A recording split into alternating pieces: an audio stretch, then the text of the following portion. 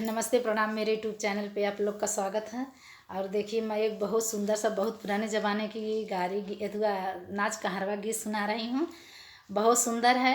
ये पति पत्नी का नोक झोंक है। आप लोग सुनिएगा और अपना प्यार दुलार आशीर्वाद जरूर दीजिएगा। चैनल पर नए, चैनल को लाइक सब्सक्राइब कमेंट जरूर करिएगा।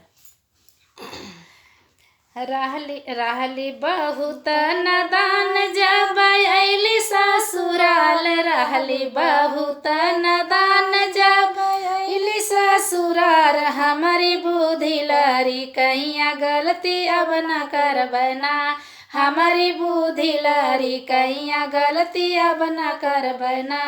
कैली बड़ी बड़ी गलतिया गलती अब न करबैना, कैली बड़ी बड़ी गलतिया गलती अब न करबैना। जब हम दे विदिया पिया के उड़ी जाला निदिया, विदिया अब न देबैना।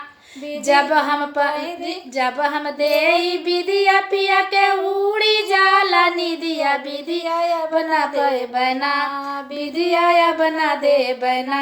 हमारी बुद्धि लरी कहिया विदिया अब न देबैना। कैली बड़ी बड़ी गलतिया गलती अब न करबैना, कैली बड़ी बड़ी गलतिया गलती अब न करबैना।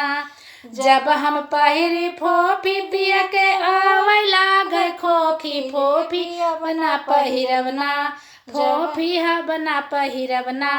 हमारी बुद्धि लरी कहिया फोफी अब न पहिरबना।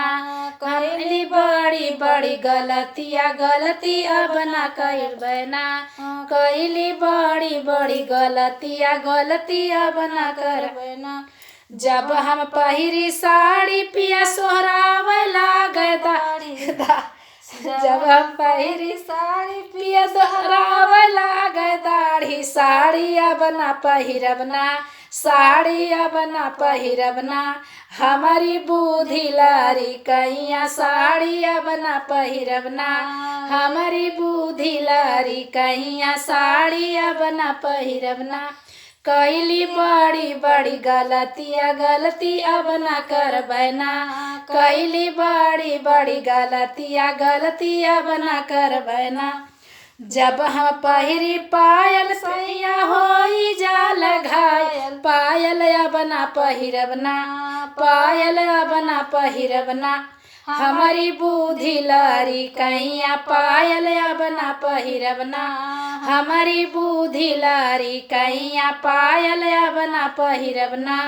कैली बड़ी बड़ी गलतिया गलती अब न करबैना, कैली बड़ी बड़ी गलतिया गलती अब न करबैना। कैसा लगा ये मेरा नाच गीत? आप लोग सुन के कमेंट करके ज़रूर बताइए। बहुत चुटकुला गीत है।